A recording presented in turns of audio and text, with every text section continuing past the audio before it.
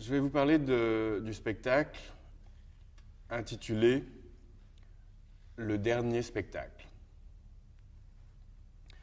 La pièce a été créée en 1998, mais l'idée de cette pièce m'est venue en 1995.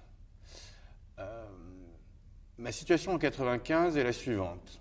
J'avais fait 2 pièces, non données par l'auteur, Jérôme Bel, mais dans ces deux pièces, il n'y avait pas un seul pas de danse. Or, mon but était la danse. À chaque fois, c'était de produire de la danse. Et dans les deux, je n'y étais pas arrivé. Et ça me posait un problème, parce que j'aime beaucoup la danse. Et donc, je me suis dit, bon, comment arriver à faire un spectacle de danse, véritablement? Et l'idée m'est venue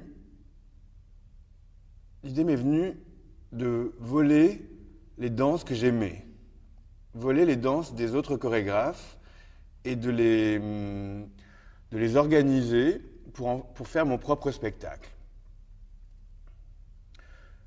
Une sorte de sampling, en fait, ou de copier-coller. Un copier-coller de mes danses favorites. L'enjeu étant clairement la copie, j'ai relu Bouvard et Pécuchet de Gustave Flaubert, qui est le roman dont les héros sont 2 copistes et qui est bien connu pour être le roman sur l'idiotie. Étant donné que la copie est véritablement jugée péjorativement. Il y a un autre copiste dans la littérature qui s'appelle Bartleby, du roman de Herman Melville. Il y en a aussi chez Borges. Donc j'ai relis tous ces héros, ou anti-héros de la copie, souvent d'ailleurs, plutôt des anti-héros. Il m'est arrivé aussi une petite histoire. À Paris, il y a une galerie qui s'appelle, une rue qui s'appelle la rue Louise Weiss, avec plein de galeries. Et chaque 2 mois, je vais visiter les galeries. C'est des galeries d'art contemporain.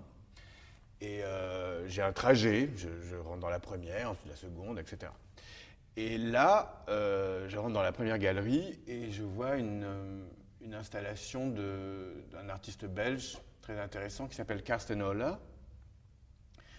Et ouais, je trouve ça, c'est très intéressant. Ensuite, je quitte cette galerie, je vais dans la suivante. Et quand je rentre dans la galerie, je m'aperçois que c'est exactement la même installation. Alors, je suis un peu surpris. Est-ce que j'ai changé de galerie? Enfin, il y a un petit moment de trouble. Et je vais voir le cartel.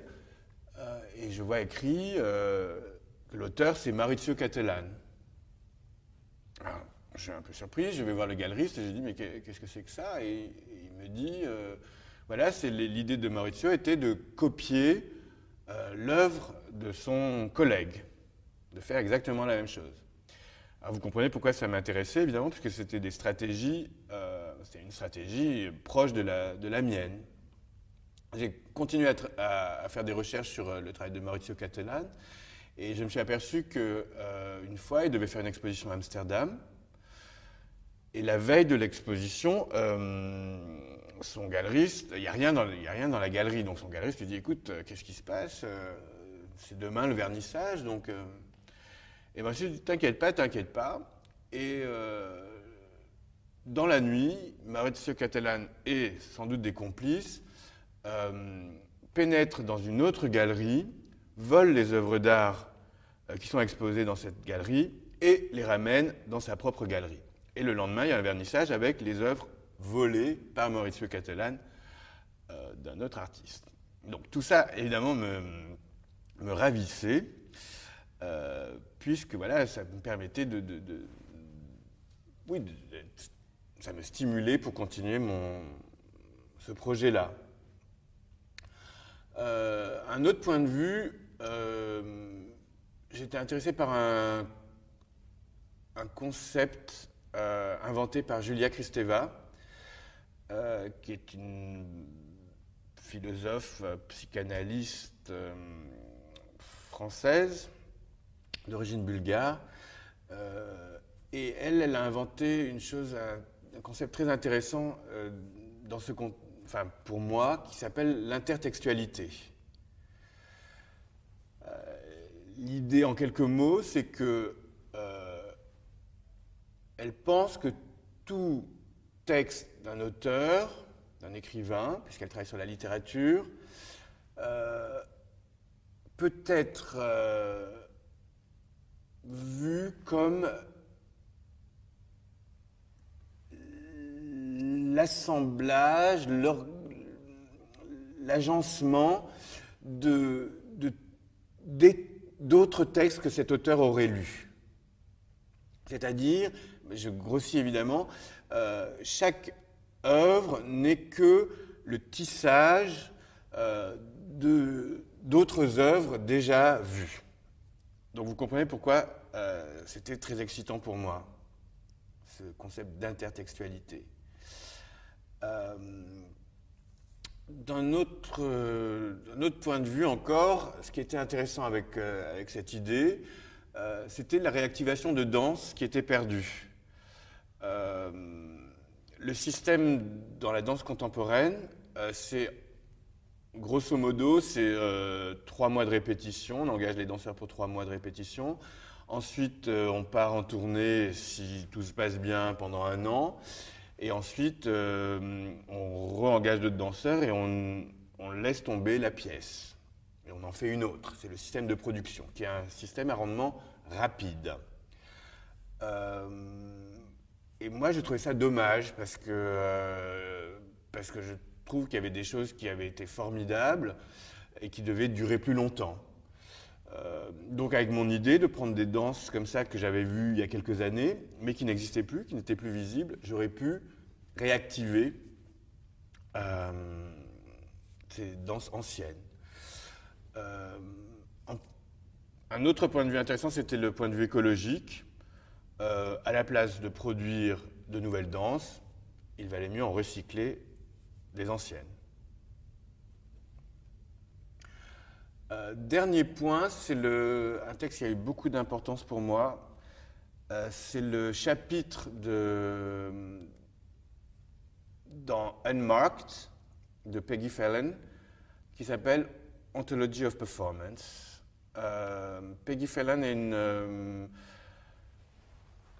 une chercheuse en Cultural Studies, études culturelles, études de la culture, aux États-Unis. Elle a écrit ce livre Unmarked, et dans ce livre, il y a ce chapitre Ontology of Performance, ontologie du spectacle vivant, on pourrait traduire. Et elle définit l'ontologie du spectacle vivant par le fait que justement, il n'est pas reproductible. On ne peut pas reproduire un spectacle vivant. Quand je dis un spectacle vivant, c'est-à-dire ce qu'il se passe sur scène, dans l'instant de la chose. Or, évidemment, je suis d'accord avec ça. On sait bien qu'on ne peut pas reproduire d'un soir à l'autre la même chose. On essaye de reproduire on a une sorte d'idéal du spectacle, mais chaque soir, c'est pas ça qui se passe. Et cependant, mon idée, c'était justement de reproduire, n'est-ce pas ? Donc voilà, là il y avait quelque chose une problématisation comme ça qui, on va le voir, va être au cœur de ce spectacle. Voilà. Donc on parlait de 95. quand j'ai eu cette idée, quand j'avais fait Non donné par l'auteur et Jérôme Bel. Et en 95,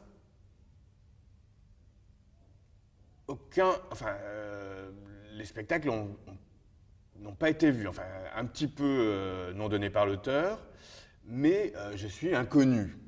C'est-à-dire, je n'ai pas de responsabilité artistique dans le champ chorégraphique, je ne suis pas identifié du tout. Et donc, je pense que c'est pour ça que j'ai eu ce type d'idée, c'est-à-dire que j'étais hors des lois. Je pouvais imaginer, dire, ah oui, j'ai fait un spectacle en volant les spectacles des autres.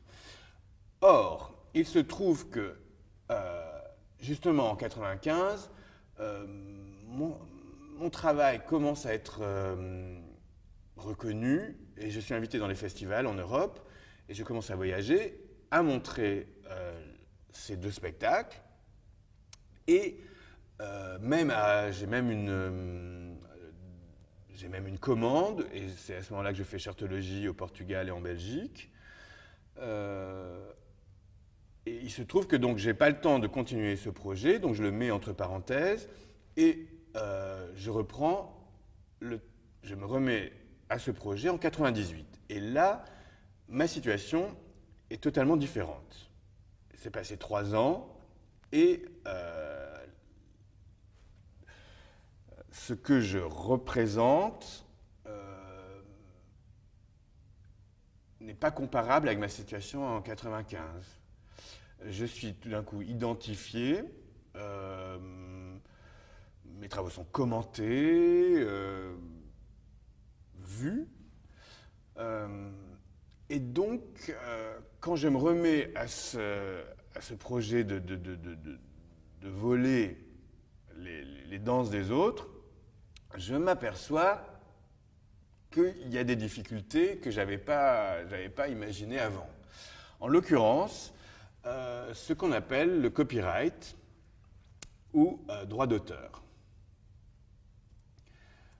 Je m'aperçois en lisant les textes de propriété intellectuelle dans la loi française que c'est interdit, que si je fais ça, je peux être obligé de payer 20 000 € d'amende, ou même ça peut aller jusqu'à 6 mois de prison. Donc, je suis très déçu par cette découverte. Et cependant, en relisant les textes, je m'aperçois qu'il y a une possibilité qui est ce qu'on appelle la citation. Et en fait, moi, c'était ça que je voulais faire.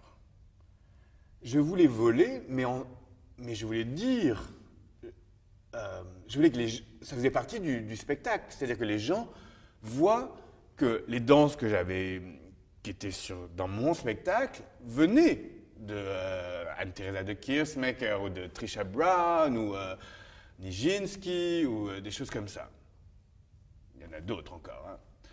Hein. Donc, en fin de compte, c'était exactement ça. C'était un spectacle de citation. Donc, je me dis, parfait, je suis sauvé, je vais pouvoir continuer.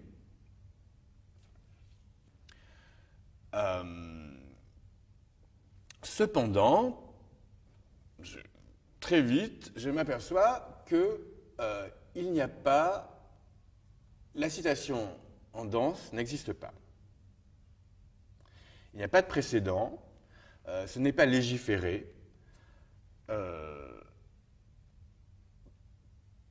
Par exemple, en littérature, c'est tout à fait possible de faire une citation. Je peux dire, voilà, en 1982, Madame Marguerite Duras a écrit ceci, : ouvrez les guillemets, point, fermez les guillemets, c'est autorisé. Je n'ai pas à payer de droit à Marguerite Duras, ni à demander l'autorisation. En musique, c'est la même chose. Je peux dire, ah voilà, cette musique de Varèse, je vais vous la faire écouter, et je crois que c'est un nombre de mesures. Je ne sais pas exactement, voilà, c'est un nombre de mesures permises. C'est ce qu'on appelle le droit de citation. Et en danse, hélas, la chose n'existe pas. Donc, redéception, je m'aperçois que mon projet est encore compromis. Je suis très triste, mais surtout, je m'aperçois que cette inexistence de la possibilité de citation est en fait plus dramatique que ça, enfin plus importante, elle a des conséquences beaucoup plus grandes. Je m'aperçois que la citation, pourquoi j'utilise Marguerite Duras dans mon livre, par exemple, si je suis un écrivain, je l'utilise parce que je l'utilise parce que je travaille sur un problème et il se trouve que Marguerite Duras a dit ça sur ce problème de manière très intéressante. Et je suis d'accord avec elle, par exemple. Donc c'est pour ça que je dis, voilà, et comme dit Marguerite Duras, c'est-à-dire, je n'ai pas besoin de le redire.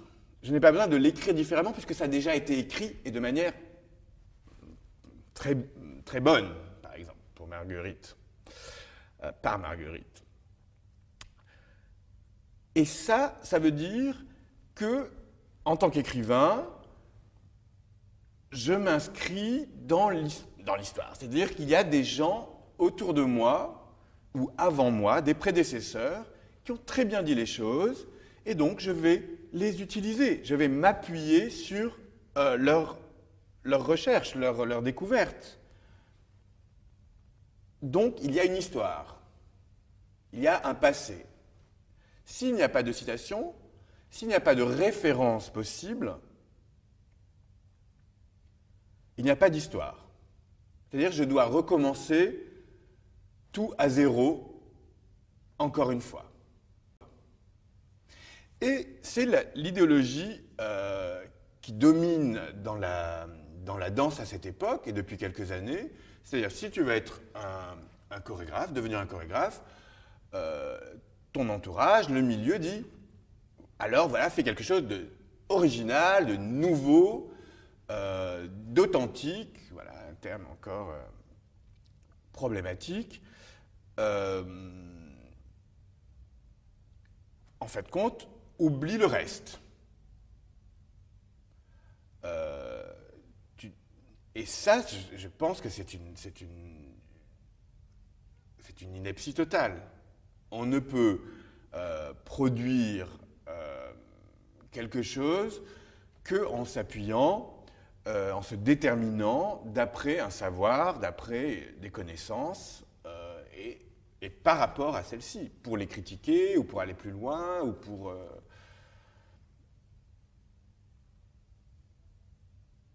on s'y réfère implicitement. C'est un peu l'idée d'intertextualité de Julia Kristeva. Quand elle dit un auteur écrit quelque chose à partir de ce qu'il a lu, en gros, ça veut bien dire que c'est ces références qui le forment et qui vont conduire à une réappropriation et un réagencement des choses. Et cette idée-là s'oppose totalement à l'idée d'authenticité, de romantisme, d'une quelconque inspiration qui viendrait d'on ne sait où, probablement d'en haut en général. Oui. Voilà.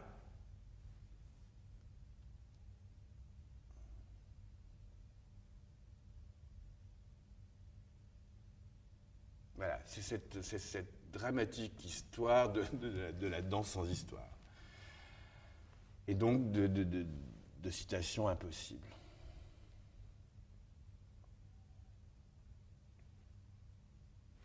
Voilà, je continue un peu comme ça, à réfléchir, et dans les textes, toujours, je m'aperçois qu'une chose est possible, c'est la parodie. Alors là, je peux prendre tout ce que je veux, pourvu que je fasse de la parodie.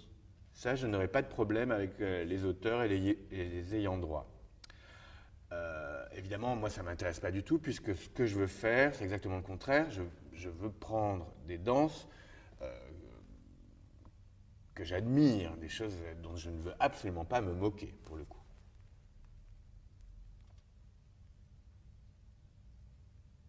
Donc, je réfléchis, je me dis, qu'est-ce que je fais maintenant? Donc, la seule solution qui me reste, c'est de demander au chorégraphe, de leur envoyer une lettre ou un mail et de dire, voilà, je m'appelle Jérôme Bel, je suis chorégraphe. Est-ce que j'ai une idée de voilà, ce que je vous ai raconté et de savoir si vous acceptez ou pas.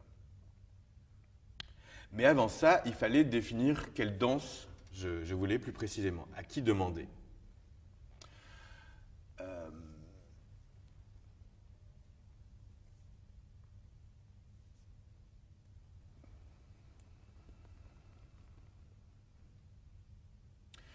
Donc, en réfléchissant, je me suis vite aperçu que les danses qui avaient été les grandes danses que j'avais vues, c'était celles souvent dansées par des femmes. Ça, je le savais déjà que les hommes qui dansent,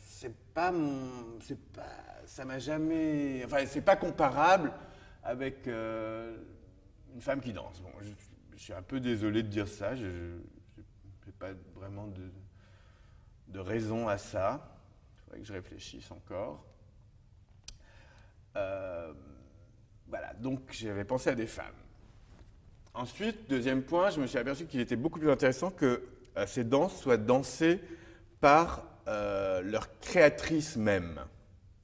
C'est-à-dire que ce ne soient pas des interprètes de leur chorégraphie, mais elles-mêmes qui le dansent. Ensuite, je me suis aperçu qu'il était beaucoup plus intéressant que la danse soit celle de chorégraphes vivantes. C'est-à-dire que si j'avais pris des chorégraphes mortes, on pourrait penser que je les avais pris parce qu'elles étaient mortes et que donc je les faisais revivre. Or non, c'était important pour moi de montrer que c'était autre chose. C'était pas leur disparition qui me faisait les remettre, les raviver, disons, mais le fait que elles puissent danser leur danse dans un théâtre le même soir que nous, la copie, dans notre théâtre. Voilà, ça n'est pas très clair. Voilà, mais c'est ça, c'est comme ça. Donc j'ai commencé à faire des essais et j'ai appelé les 3 autres interprètes de cette production à venir dans un studio et je leur ai expliqué qu'est-ce qu'on allait faire. Et donc, je leur ai montré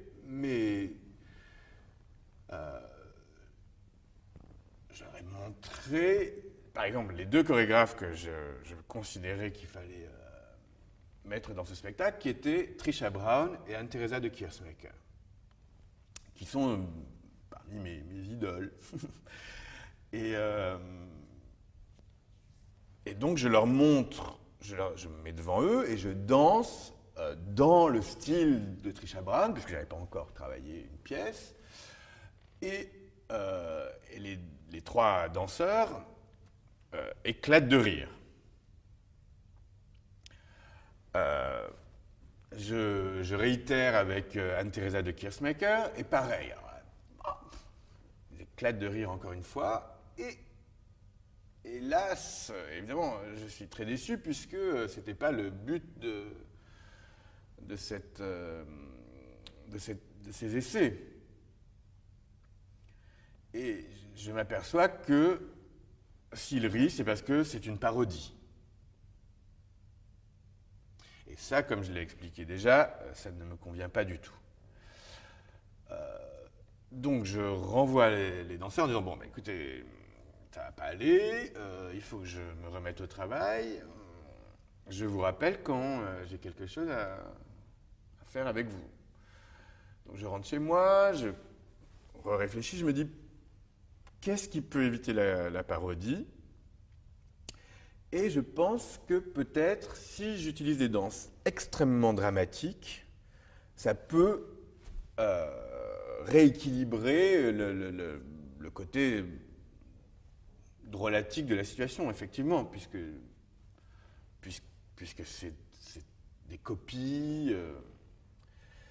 Donc, en pensant danse dramatique, je pense à un des grands courants, un des très importants courants de la danse du XXe siècle, qui est ce qu'on appelle l'expressionnisme allemand. Dans l'expressionnisme allemand, j'isole deux figures et deux solos qui sont Pina Bausch, dans son solo de sa pièce qui s'appelle Café Muller, et aussi Suzanne Link dans une pièce qui s'appelle Wandlung.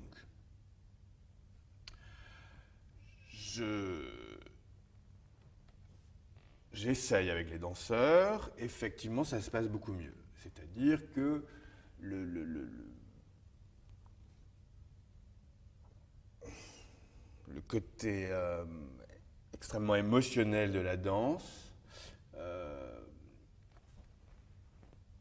empêche presque la parodie. Donc je contacte ces deux chorégraphes en leur demandant de me prêter leur danse. Pina Bausch refuse.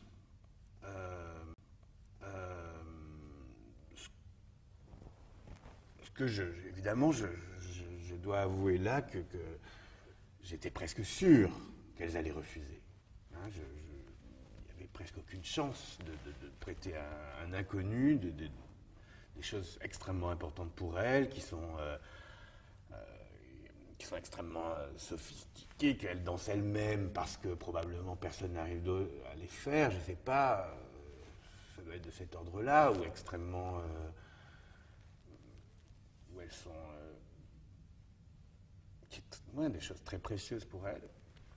Mais bon, moi j'ai travaillé, j'ai dit je vais au bout de cette histoire, après si elles me disent non, ben, ça s'arrêtera là, et puis c'est tout, c'est un travail de recherche, on verra bien. Donc Pina Bausch dit non, je comprends tout à fait, bon, pas étonné. Je demande à Suzanne Link qui, elle, me répond favorablement, en me disant bon, j'aimerais bien qu'on en parle, ce que je comprends. Et quand je la rencontre, elle me dit qu'elle a vu les spectacles. Elle a vu, nom donné par l'auteur et Jérôme Bell, donc à Berlin, quand on était en tournée, là-bas où elle réside à Berlin. Et effectivement, c'est ça, elle ne cache pas, qui a rendu sa réponse favorable, parce qu'elle avait aimé les spectacles. Donc, je me procure la vidéo de la chorégraphie Wandlung. J'en fais 4 copies. Je réunis les danseurs et je leur fais, voilà, je leur distribue à chacun une vidéo et je leur dis, voilà la chorégraphie. Rentrez chez vous, apprenez-la et on se retrouve dans une semaine et le spectacle est fait.